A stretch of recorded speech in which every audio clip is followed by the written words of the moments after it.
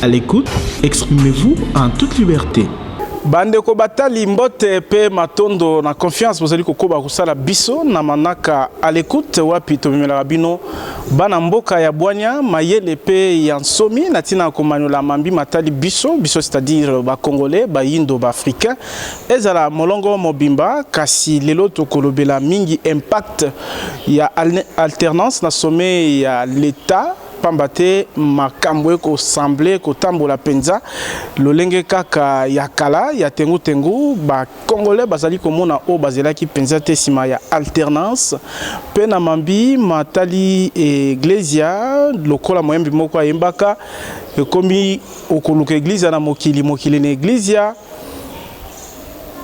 boni esengeli kosala iglesia na biso po ezala solo mutuya po na épanouissement ya mboka na oetali pe balanga nzembo boyebi ke loyembo notamment o babengi musique chrétienne ekomi ko bengana bandimi pembe na Yesu to ebite po bakende lifelo to pe wapi kaka na culture to kolobela pe ba contour o etali ba culture na biso en général mais précisément na musique mutu to ali ko yamba ndenge na lobaki ne bandeli azali mutu ya mayele ya bwanya pe mwana mboka ya nsomi ngala benga kaye personnalité na lopoto à multiples casquettes pambate ali écrivain azali pasteur Tomo Bateli Mpate ya église Lumière du Christ au Congo topé représentant légal ndenge to koloba na Mpwasa azali pe artiste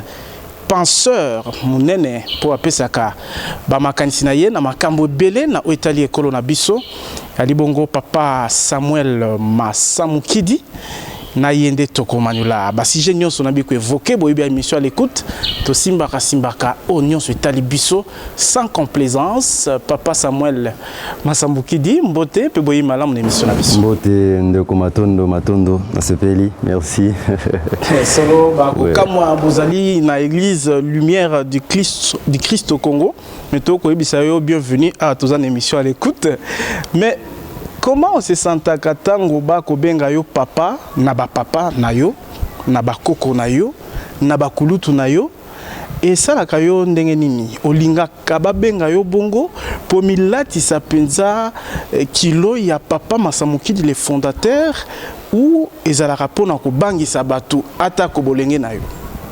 Oui, eza normal hein mutu na mutu azana lolenga interprétera makambu mutu na mtaza nenga monela makambu. Mais je me dis ngana zara na kombo te na pesa batu babenganga mutu na mutabenganga na kombo ya lingi batu babenganga pasteur bazali prophète papa artiste écrivain ba kombo nyoso bengi babengaka soki bazobenganga papa awa na église et aux amalamu mingi ndio tuna bango poso ngana lobi ezaka lokola matu vu o la gisanini donc c'est mieux retourna bango ba répondre raison nini bango babenganga ngai papa. Mais ça rayo boni mutuna na ngai zali po batu babenga kayo papa zali ka bilenge te baleki na yo pete na bakoko na yo place penza mutu ya mutuna na ngai zali ya ngwana temoni mutu abeta bale so babenge jogo kotuna te sala gene nini c'est son service c'est son travail zalo ga mécanicien babengo maître do so babenge yo bongo so tuni mutu sala gene nini après so réponse ni po eza musa na yem te sel ke babenge bongo sensation ni ngana ozana on a évité so gezali donc sentiment il y a plaisir il y a honneur ezate na kati eloko soso mesani nango komaka nango eloko moko non comme non normal hein ezana sentiment moko te ya joie to ya tristesse eza so mutabengo papa babanda ko beanga papa nazaka muke comme wana ya papa nazalaki muke pona culture na biso église Lumière du Christ au Congo to benga na ba papa na ba mama ndeti yo no benga o jamais na komo no mbungudi soko no ba papa mbungudi soki mama moko ya komo na Philomène no ba tege Philomène te no mama Philomène to benga na bongo mais on a lobi makamususu soko tuni peut-être bango ça va détail peut-être je suis la mauvaise personne. Potokota na sujet na biso na banzi to banda yambo na alternance na sommet à l'état yozali mo bateli bampate et belé pour to mona kata na bitando et tango sala kamayangani ezala minene ezala mikie to mona kabato o bazala kasima na yo. Est-ce que lokola mutu opeaza ko simba parti social ya Congo poza na ba œuvre sociale et belé ozali na ba école, ba internat et autres ozali okoki kondima to kondimisa bato ete alternance na sommet ya l'état congolais et apporter un plus na bon ya biso. Bon, alternance na terme politico-administratif, je pense que tout part de l'indépendance psychologique, autrement dit spirituelle. Ngala lobango toko tia 30 000 chefs d'État. D'accord? Donc, il faut organiser 40 000 élections. Mais si seulement l'homme congolais a sosolina noté qui il est, ce que l'homme congolais a sali travail psychologique te akobongisa mental na ye. Et tant que l'homme congolais n'a pas encore investi en soi, l'alternance, ça t'a utilisé le terme. C'est français. On dit alternance. Ça sonne, alternance. C'est-à-dire, mon continent quoi bimi, mon sous soit accueilli, a cédé, bon gars, mon sous soit joui. Toujours le bon facilement. Mais ça processus. Et ça n'a pas condition nango. Peut s'engager coca. Mais j'ai comme l'impression congolais n'a une mentalité na a comme nous prêter il y a quoi accéder na makamu sous. Pour nini yemona no mutu azana no liberté na penser na ye. Azana no dicté par les occidentaux. Toujours réfléchir comme les occidentaux. Toujours lire biloko comme les occidentaux, toujours ça la nyonso comme les occidentaux, toujours copier tout ce qui vient de l'occident. Du coup, nous devons réussir à s'identifier biso monte qui sommes-nous? Où allons-nous? D'où venons-nous? Voilà du point de vue culturel et politique. D'une manière générale vraiment. Parce qu'on a alternance. Donc l'ancien président Joseph Kabila Kindagi, président Fachiaye, mais tout le monde a que le Congo, ils ont continué. Nini? Difficulté, il y a beau moyen, il y a bateau. Il y a un ami naga. Mon colonie congolais a comprendre que le problème est la condité. Le problème est le peuple. C'est-à-dire, partons du haut sommet, nabano babotami lelo na maternité. Mental na biso zaneni. Système mute dirige mboka. Système wana batunde ba créer yango. Soko kena mikili ya poto na bamboka ba pays d'Afrique mususu bazoko développer. Au monde il y a un système administratif au evanda au ba toucha yango te. Quel que soit le changement à son. Peu importe mukonza kokota eloko wana osimba ngote. Pour eloko wana nous travailler na profit ya peuple. Système wana nous travailler pour na bénéfice ya population. Mais biso système ya population a se retrouver ezala noté. Système otoza na ngweza système ya article 15 de brevu yanke moko na ndenge na ye noko moko bimi na ndenge na ye a imposer makamna ya zolia wana. Tangu ya zolia azolia seul akangi maboko. Batu mususu bazo souffrir. Or na mikili mususu bakonzi ba yiba rapé, ne vous inquiétez pas. Ba yiba na bango. Mais peuple a ressenti rangote pourquoi il y a un système administratif où ils ont établi où ils ont que baby que na ko yiba awa. Koto na kosimbate, koto ezaya ya peuple. Côté wana nde bongisa banzela, côté wana ezotela bango social. Location, social sécurité, revenu, pension alimentaire, biloko ndenge na ndenge les organisés kuna. Il faut attendre 1000 ans malgré volonté ou bien verbe, terme, pouvoir y asikaye nango, notamment changement de mentalité. Le président de la République l'a dit lors il y a lancement, il y a opération Kinbupeto, et le peuple d'abord, Biso Tozali Bangamba. Donc, Potokoma na effectivité à Makambouana faut encore 1000 ans. il va falloir changer la mentalité. Et pour changer la mentalité d'une personne physique, de tout un peuple, ils ont travail des titans. Mais il faut qu'on ait un travail. Si vous avez un travail, vous avez un travail. Si vous avez une mission, je ne prône que ça. Parce que nous comprendre le problème congolais est un mental. Bon, on n'a pas cité. Ils n'ont aucune église. Comme on a dit, c'est un zame. On a dit, sans pour autant, on a parlé de moko. Comme on a dit, mangomba, politicien, culture, social, armée, côté défense nationale, côté technologie.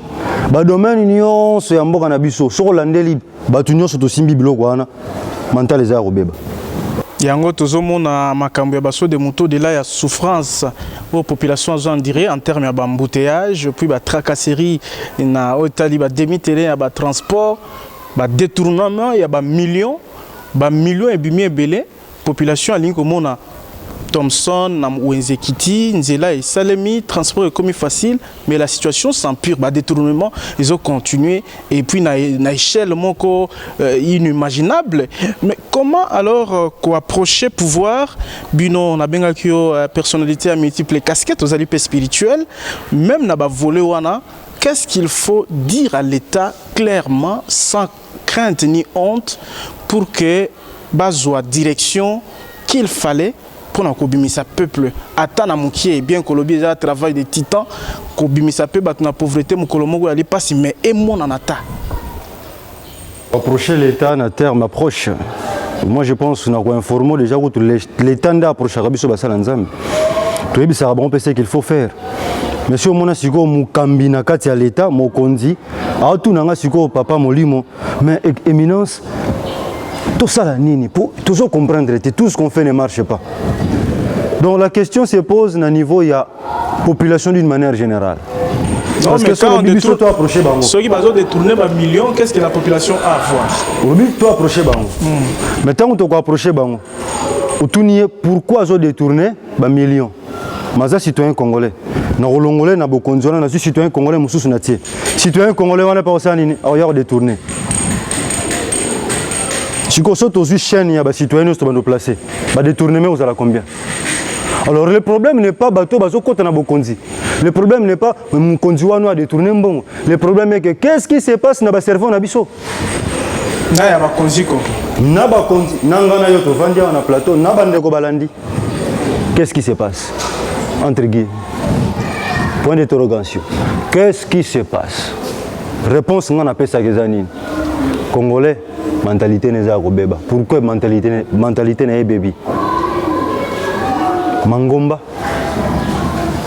l'enseignement de l'Église, et ça, l'enseignement où il y a abrutir la population. Comment ça? Tous ont la religion, mais tous ont la spiritualité. C'est la nuance. Religion, ils ont ensemble la pratique. C'est-à-dire, au combat, tata et moi, nous sommes tous, token église, tous la communion, tous les cantiques pendant le commun ensemble, nous sommes des pratiquants. Nous pouvons pratiquer la religion, mais nous ne sommes pas spirituels. Spirituel, les enfants, c'est surtout expliquer comment c'est qu'il faut nous garder mon sous sa émission, mon bimba. Follet en moi tapo, yo tout ça la spirituel. Mundele aza très spirituel. Biso bato to copia. Baza très spirituel. Si vous biso ba indo bato baza na spiritualité na biso, ce sont les personnes telles que les Kimbangu, les Masambuki, les Kimpavita. Les personnes que nous les Congolais nous refusons. Bato biso ba Congolais to lingité. Bangonde baza ba spirituel. Bangonde ba kotambwisa biso na spiritualité. Nenge Christ atambwisaki ba mindele ba occidentaux ba juif naïs ba zimineur kuna na spiritualité. Nenge Bouddha atambwisaki ba peuple na na spiritualité. Sikoyo biso tozoko se focaliser na ba religion. Or ba religion ba tu ba ko fondango na sima. Jésus n'a pas fondé le christianisme. Même Kimbangu aussi n'a pas fondé le kimbangisme. Exactement. C'est-à-dire, la vision na bango lelo et koufa. Et comme il remplaçait na banine. la religion. Oui, d'abord, il faut abrutir le peuple. Un. De deux, culture n'a pas koufi pour nanine. La spiritualité on a zoloba et viva kanakati ya culture. Si vous avez culture n'a pas to bomi yango, to remplacer yango na entre guillemets musique. Donc au Congo, lorsqu'on parle de notre culture, bah tout le monde est musicien. Or musique et sa culture n'a pas sauté. Musique au tobet à l'élo, ça n'a rien à voir avec notre culture. Notre musique, c'est du folk, folklorique. C'est-à-dire, musique aux oka mutouache, kilombo, musique à bayansi, musique à bagata, musique à pende, musique à kisangani, musique à mboka, il y a une culture nabiso. Oui, mais les années avancent, modernité zoya. Kasi to moderniser ngot. Au Congo ya te koko tisa ndenge na mona rayo simba saxophone. Ouais, saxophone, aussi la guitare, il y a la batterie et tam tam oh il y a moderne et ça m'a bête beaucoup à studio. Donc ça veut dire que moi modernité et continue dans la culture, notamment la musique. Voilà ce qu'on a dans le domaine technique. Mais moi je parle de la culture du point de vue mental. C'est-à-dire quand je prends ma guitare, la guitare dont tu fais allusion, Norobet a été style à Guantanamo. Mais en quoi est-ce que rythme wana ou bien en quoi est-ce que rythme wana est quoi qui influer na culture oiza ya biso d'une manière négative? Mais musique est même en développement, na cerveau moutou. Du 1er au 30, aux Oaga, tant, papa, tant, tant, réflexion aux Arabes. Donc, c'est circonscrit, n'est-ce pas? Ben, exactement. Donc, ta musique, parce que vous allez payer artiste, na mon quoi, casquette na yo. Donc, pendant que bima na makambu ya détournement, apparemment, yo chokaka mingite comment on a ba million kolimwa. Parce que voilà. Donc, ce n'est pas que chokangate, mais tellement, na yebi nanga que mentalité wana et aussi la tête tant que tu s'attaquer, travail wana to salaire wana nte. Corruption ils en a ba dimension nyonso. Ils en a ba secteur nyonso relo. Tu te rends compte na muto pousse à corrompu. Donc ne loko bako corrompre mais corruption continue partout. Si comme ça moi no à une école primaire. Oui, déjà, on paie ça, monsieur. Travail manuel, on paie ça, monsieur, 5 000 francs congolais. On paie ça 2 000. 2 000 francs. Mais c'est 2 000 francs. Nasuka moi, na azuité na classe. Azana ba compte, monsieur azana ba compte à rendre. Maman moi na wana koya. Yo liaki mbonga moi na nani moi na nga azuité. Alors monsieur pour éviter ba conflit, on est obligé de faire moi na ba point. Donc, ceux qui... moi, les gens appellent ça combien? 2000. Natanga te. Moi, on a te à Koli. À Silis examen d'état. Batouni le verbe être au temps futur simple. Oh, je suis. Toleki, à habiter. Le verbe être na futur simple. Naebi nangango. Naebi na mais c'est nabiso l'accès ngai. Mais déjà j'ai bac. À Siliciazo qui est une université, à commune à université, au séonin marketing, au sali marketing, batouni définissez le mot marketing à Yébité. C'est quoi une publicité à Yébité? À Silici, allô, Guinaye, il y a tant, musique et bétia, une famille bimisimbongo, collation, à la titoge, à se maquiller bien, make-up, à se coiffer bien, costume, cravate, nani, gradué, licencié. Yewana lobi lobi, le la tata na bango, maman na bango bimaka na soki ADG moko boye, relation tio wana le bafunguli porte, secrétaire na cabinet ya. Ali muta bongo sikoyo, le wana travail. Kokoso na kokoso. Corruption na corruption. Donc to loba soki impact il y a alternance politique dans le sommet à l'État, ils allaient penser palpable, tout visible, ils allaient en gros bande quoi la muka ba kolobate coalition FCC cash, ils ont des mentalités à Bakongo. Ils ont mentalité parce que toko c'est la coalition cash FCC. To vous y bang. To ju fayu. Tu n'as pas cet exemple. Na lobi. Toko qui n'a pas fait au salango. To ju fayu to tie. Fayu la rolega. Oya oya si ma to tie. A rolega. Congolais a changé tant que mental n'a changé. président écoute pays na kao Fatia écoute pays na kao kao zo définir ngo lolenge kani mais papa mulangi mafuta mbila na 1990 mbila ngo ezaka moko parce que mbila changer forme mbila ezaka yango moko quantité pas mulangi nga vitalo kaka yango prix ezo mata sur base de quoi en fonction de quoi ngebisaka mafuta mbila mati prix mais mbila bandato botama to yebi mbila ezalaka ndenge eza quantité yoso mona mbila quantité mbila mukokoli lembi quantité mukokoli mbila diminuer ya wana prix faut changer te mukokoli mbila ezaka moko production pesaka moko traitement pendant exploitation nango kolo nango tie bimati to produire mbila pareil mais pourquoi prix est changé n'a changé transport peut-être essence mais n'a pas ce exemple tout normalement carburant transport et tout tout zwaka mulanga mbila moko production nango ezaka ndenge moko mais prix nango mati en fonction de quoi parce que mutu muso azo mati c'est appris kaka place au pas produire rango bo fouter nango transporter n'a pas ce exemple on va na kinkole kuna ozana ba nzeta mbila na obenda huile de palme ozo produire transporter ote kango sur place bon et mati prix sur base de quoi donc kaof facha kuti yango pona nini mental oya zalaki en fachi akoki ne pe makambo ngote président Kabila Leli na suka wa batuni une interview moka sali na conférence de presse à sali batuni président est-ce que ozo reconnaître échec alobi échec na nini.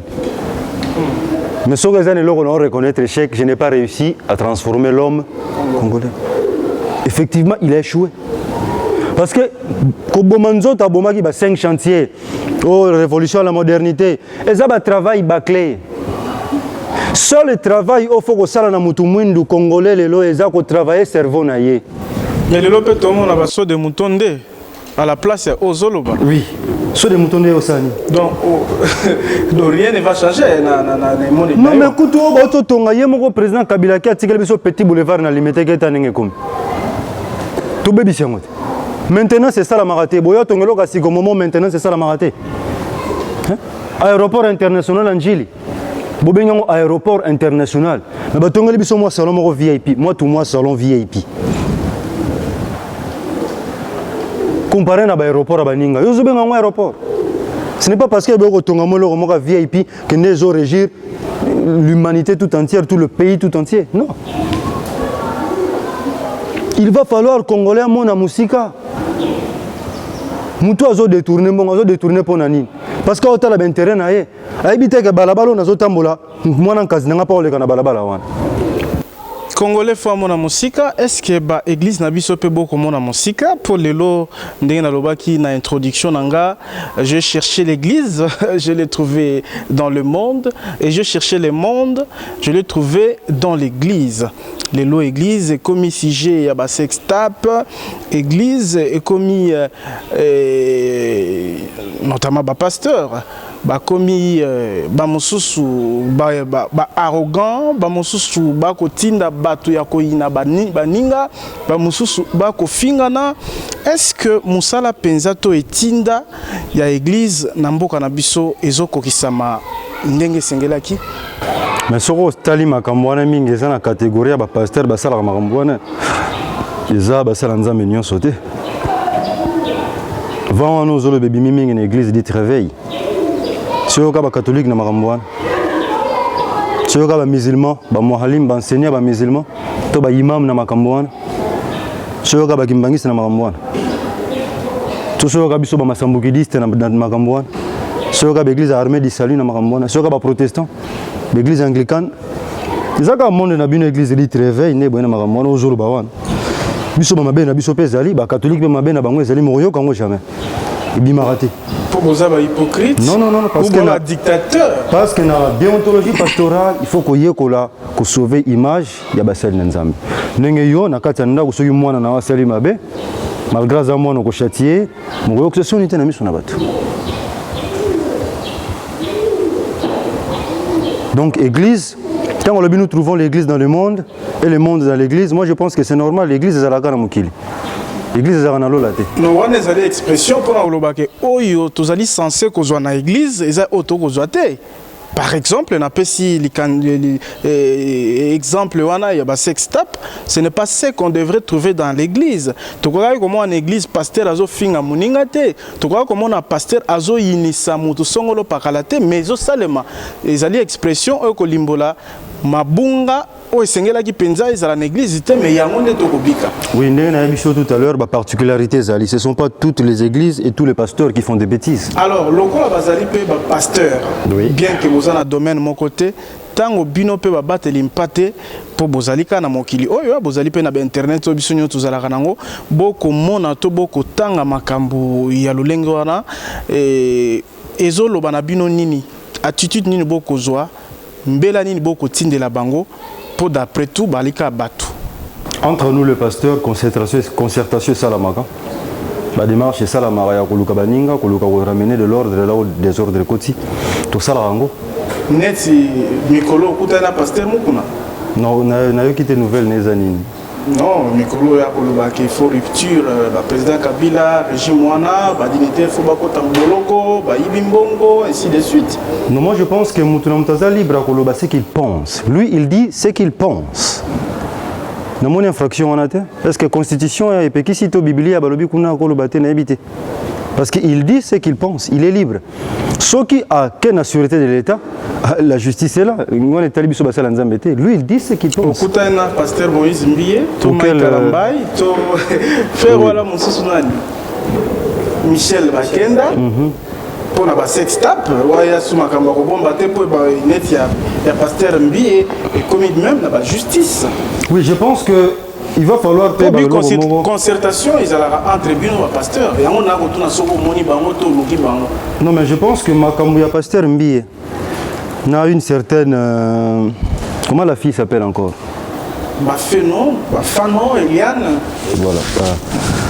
Wana eza Makambu. So landelango bien. Eza privé. Eza vie privée na ye. Le pasteur Mbiye n'est pas marié officiellement. Il est appelé à faire ça. Yemoka sali déclaration lobi que azana nous prêter à Robala. Azana ba raison oyo ya pusaka oyo concerné yé. Zolanda. Et je pense que nous ne sommes pas là pour nous juger yé par rapport à ses convictions privées. S'il y a une infraction là-dessus, la loi existe. Pourquoi pas au télémi aucune justice au lobby non a porter plainte contre le pasteur Moïse Mbiye? Parce que, soi-disant, il m'a insulté, parce qu'il a volé ma voiture, parce qu'il a tenu des propos diffamatoires. Pourquoi tu as comme ça un élément de chantage dans le sujet? Est-ce qu'ils ont fait partie du développement au Congo? Pour l'hôtel Sarabiso, pasteur est censé vous avoir un modèle.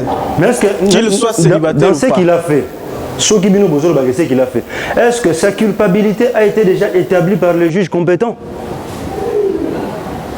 Ou c'est tout simplement des spéculations par rapport à ma propos, ma vidéo, mon moni? Mais sur le vidéo, il y a une spéculation, on se contredit. Parce que la vidéo, il y a jusqu'à la existé. Moi, la vidéo à pasteur Mbiye, tout nu, na moni monté. Parce que moi, mobile, moko, masquer image, vous montez des histoires de toutes pièces pour nous éternuer image à moutou. S'il a eu des relations avec sa copine Eliane, c'est sa vie privée, nous on s'en fout. Qui t'a dit qu'un pasteur ne peut pas avoir des relations amoureuses?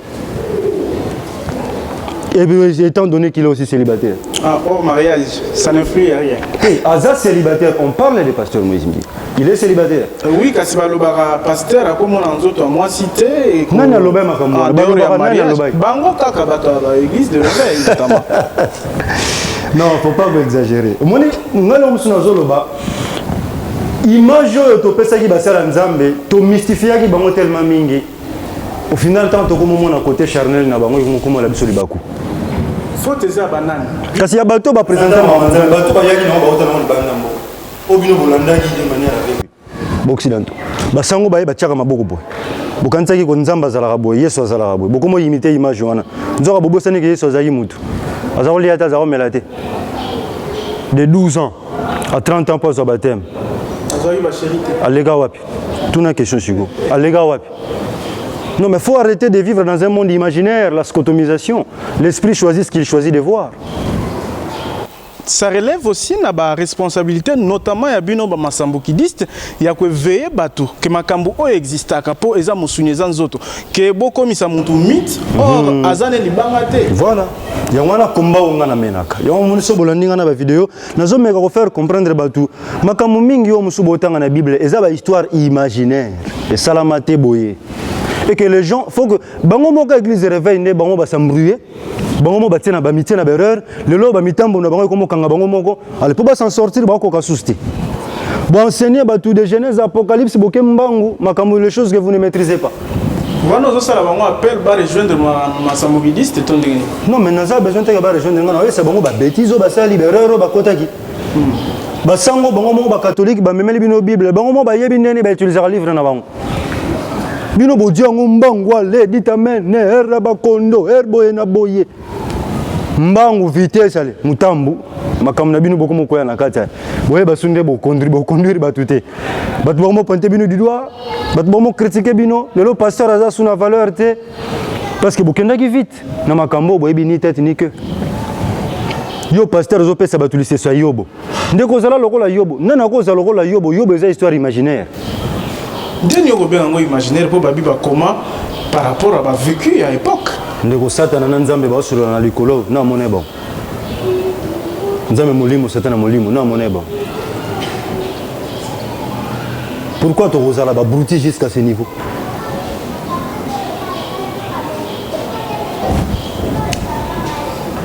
Donc faut ressaisir, tout se ressaisir, biso bandimi, biso population et on a un pasteur pour nous voir que makamusu sur la mabunga menakata Bible. Il faut to zongi sabatu, to lak sabatu, batu bazala en communion na nzambe. Mutu foye ba ke soki na sali muninga na mutu mabe, na sali epasi. To vivre na bonde ko na bomoko na bopeto na komikitsa pe na bolingo. Ndenge ça ma l'église lumière du Christ au Congo. Le problème, non mais tu utiliseras pas la Bible, mais pas de la même manière que Batunyoso.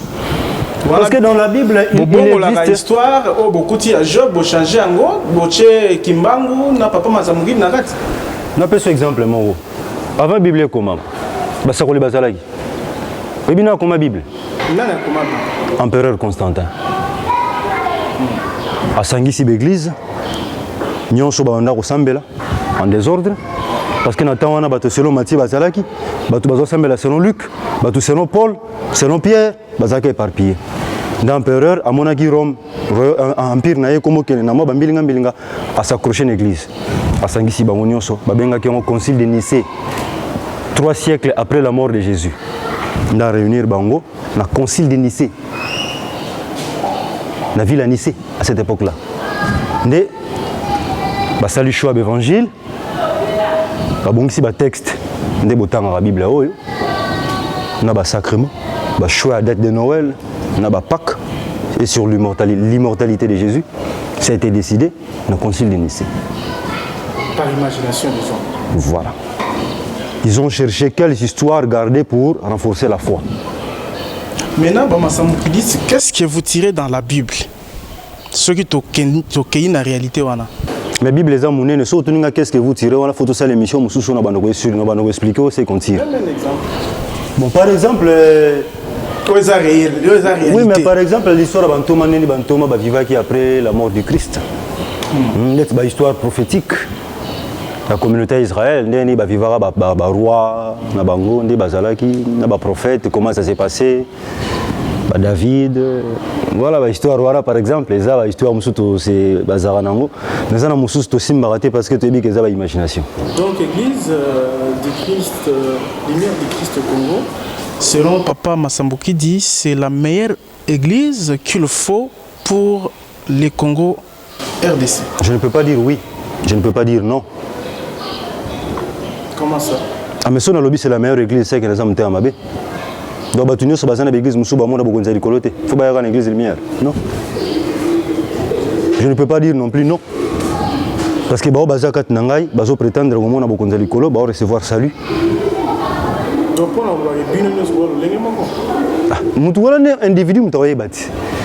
Pona zo tunanga. Menga na kolo bate na place abatu. Mutu ayebi so kazo salut wapi?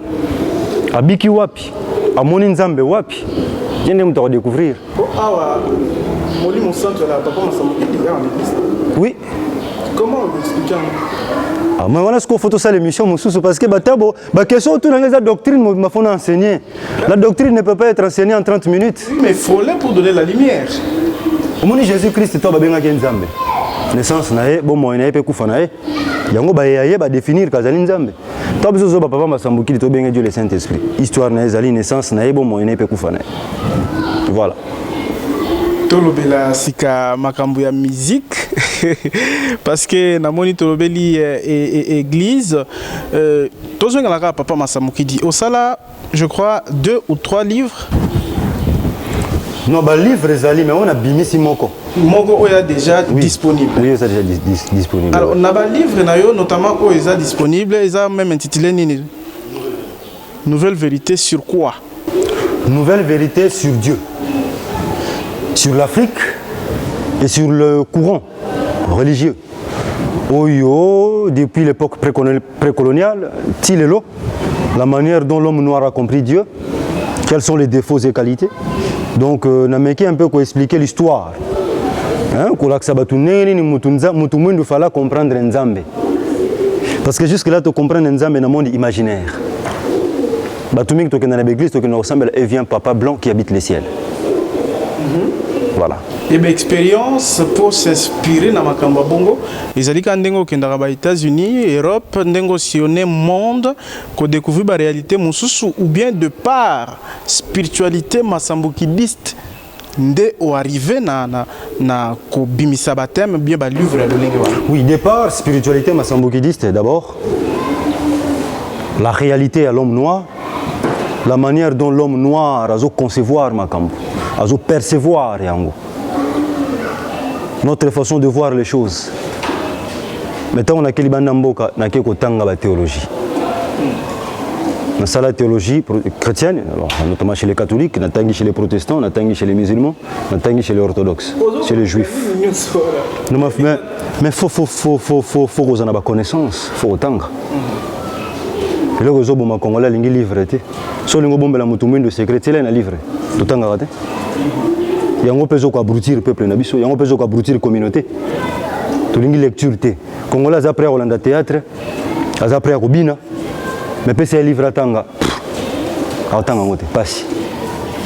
Or, Mundele, ils ont copié, ils ont la logo là. Ils ont tonga boto route ndetiye. Ils ont un téléphone portable ndetiye. Or, il y a Tanga Ramingi. Qui s'informe au préalable. Olobeli makambo Congolais balingi kobina, ba Congolais balingi kolia, balingi tolobela makambo yango ya mabina pose ali artiste. Wana na ko sala allusion na concert o ko betama bientôt le 28, o ezali programmé pour le 28 na Bercy.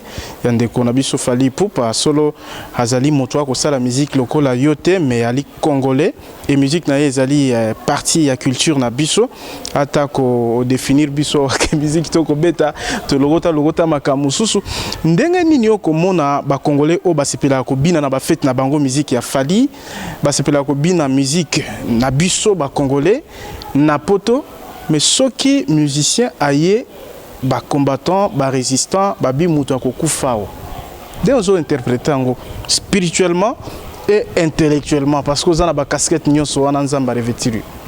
Déjà l'intellect fait partie de la spiritualité aussi. Très bien. Donc ba combattant faut que ba cause na bango ezalini.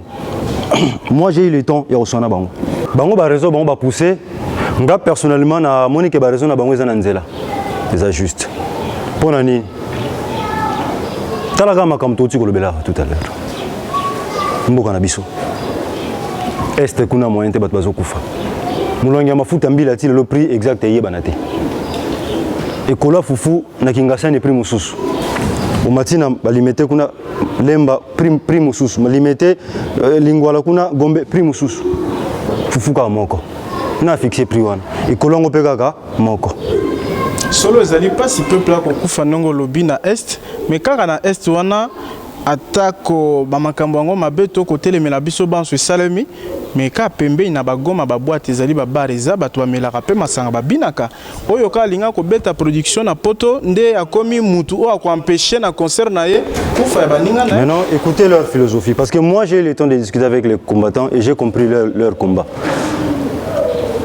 Peut-être le lot est proportion hein, mais combien est juste. Ma combattant ba bazana raison. Et l'autre c'est que les Congolais ils doivent comprendre ma cam sous mentalité ne bébé zape ba musique wana autobeta. Vous le bango tout à l'heure. Tant que babé telo ba tinda tant papa réflexionnez ça là. Pour na papa Masamuki dit ko pekisa concert ya motindo wana ezali normal. Bango pona bango tozolo ba d'abord philosophie. Après moi je vais dire ce que moi je pense. Oui, toi les gars déjà. Il faut t'expliquer bande côté. Pour bande balani bazolanda biso. Ba tu musu ba éviter lo roni neto et lo roni zo sala makuna. Ba tu ba éviter. Ba tu ba juger na ba réflexion na bango. Moi na potoava na poto tali mundele nenga zo bongisa mboka na ye. Puis menine ezangi po biso pe to bongisa mboka na biso bongo. Ba comprendre que quelque part to kota ki mingi na monde ya ma musique et distraire biso. Ils ont pas menti. Musique wana abrutir le peuple. Donc faut kobima na musique wana. Siko bande ko la biso basala la musique wana lokola ba apprendre musique té. Ba linko tanga yango té na classe ba tikali na monde wana. Il y a 3 temps, il y a 2 temps, il y a demi-temps. Ndé bon ba benga yango. Diversité de musique na Congo ezate. Comment expliquer na este babomi batu? Ah concert rebetam. Tobi na nini? Bon ba kufa wana baza ba sœur na biso na ba frère na biso. Pourquoi pas tobeta ba chanson patriotique ou ezotelemela makambo wana? Révolte moko sala mapena na part na biso ba musicien. Est-ce que nzembo ko telemisa guerre? Eh ndeko, oyebi force en musique té. Quand on a récemment fait à Yemba Nzembo pour la paix à Est, ils allaient qui mboula banzembo Werason, et bazala qui vrai mboula banzembo dekana. Si quoi pour na ba combattant, il aurait fallu vendre et continuer. Mais ça gagne pas na bango. Qu'est-ce que vous pensez maintenant pour na survie à Mabota, na bango ya bana, na vie na bango? Maintenant le ko nga na ngai to sala biso ba musicien to luka dialogue. To luka dialogue moko table ronde na bango ba combattant na ba musicien tout s'expliquer problème ni biso ba musicien tout traverser parce que disque déjà été comme sous te piraterie leki 10 ans c'est trop. Oui to comment vivre na ba concert si ko concert so ki to betité to laisse ba na biso neni Maître Gims ça dit congolais sur papier mais abeta rappel en France sans problème. Mais comme Maître Gims ça a un rapport coup tout na mamele kana Congo pas ala kawate. Donc Maître Gims déjà ba congolais coup ba c'est vendu. Yo mon réflexion Maître Gims té. Lui c'est un français. Aza mukanda kuna za bato vanda kuna za makamne kuna. A évolué kawate to lo ba bato ba beba pola rambula bato to yebi ba embouteillage so des moutons bisone to lo bela. Zomona. Si ko soki to zoate occasion robeta na poto to laisse ba na biso neni. Mais ngana osenga be bandeko ba combattant. Tango bo kanga musique, il y a pas que la musique qui abrutit le peuple congolais. Religion pesali. Bo tele me la religion. O utile banda. Mais politique peut être appliqué ou bango ba politicien bo lo bela bayaka na Paris wana batambola. Bayaka na Bruxelles wana batambola. Tika na nini so to telemeli nyos. Te omoni mabesi kezali, so to croiser les bras. Et là, moi, je vais faire ça. Yo, je vais poser na Kinshasa. Bandeko bazana mikila poto ba pena ba kanda ba réalité poto ba vivre kuna. 5 heures fois de boulot. Ba traitement mabe parce que ça noir. Ne bazo vanda ka rapona nini stabilité za kuna ya vie. Bana ba kela c'est ça gratuit. Ba soins ezali bazwaka. Ba assurance maladie ezali. Maotala sko biloko wana na Congo ezate. Mazana posa zonga na mboka na ye. Maotala na zonga na ke ngomona pasi wana. Azoko kangote a préféré vanda kuna. Kanda wana siko ezo memeni ni révolte. Donc faut batika na position wana kino changement kokota. Yango na bité no bi quelque part photo c'est Tomi Tchaka na place baninga. Tozo condamner ba combattant ba sala mabe. Mais quelque part combat na bango pesa juste. Malgré ça juste biso pe koto to souffrir ba musicien pona nini. To laisse ba na biso na musala wana. Au moins quelque part il faut li solo mo ke betama. émission Sili, namoni ke tolobi mbangu tango ekleki Gima Bungu puis Gelor Tawa baba ko signaler ngai soki tokoki ko résumer en termes il y a ba piste il y a solution na ba thématique auto ko évoquer papa Masamokidi akoki kolobanini. Je pense que mentalité à Congolais fait bon dans le secteur nyonso. Ngana lobi président Fachi olia tia baso de moto bambongo abimisi pona ba travaux yo ba détourner ba yibi. Nenga bani gratuité enseignement fala kotisa fala kotisa système ya réhabilitation système éducatif na biso. Comment beaucoup tangisa mutu Diego Ka qui a découvert la mochie du fleuve Congo. Mo Diego utek libanda. Ayo kuta déjà bat bavandi wana. Bampirina ba oyo. Peuple zaro vanda wana na mbushir comme na bango le peuple oyo na bampiri. Tu vas maki Diego Ka au même. Siko Diego a découvrir ni. Mais tant autant que ça va na bino enseignement wana. Ils ont déjà esclavagisme mental au beau continuer d'une autre forme. Siko biloko président Fachi fala s'attaquer na ngwana. Baba, l'église na 12h, bien arrêté comme na 9h du matin, bien réseauté comme. Moi na aucune de classe, moi na wana za aucune classe na tongo na 7h fois la muka. Mais na 5h déjà, alléluia, Hosanna, Rabakondo na parcelle en face voisin. Moi na autant ngande. Alalité butu mobimba. Donc, fort gouverneur Azosala, en termes de Kinbo Peto, tapage nocturne, on a côté le Mela et trouver sens dans la lutte ya papa Masamokidi. Bolandanga iba image nanga nyonso na YouTube na banzembo na yemba bomo na genazo lutter pona yango. Pona ba yindo. Merci beaucoup. To banzi que éducation, to enseignement et yango epesa makanabité lo na yo to juta en kolobela ngote.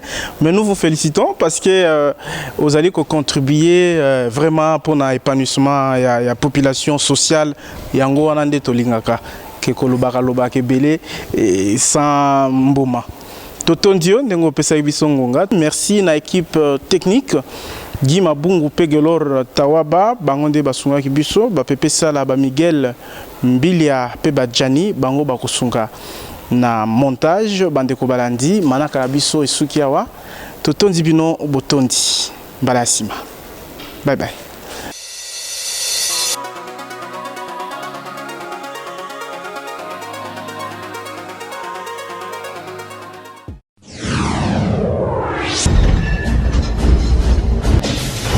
À l'écoute, exprimez-vous en toute liberté.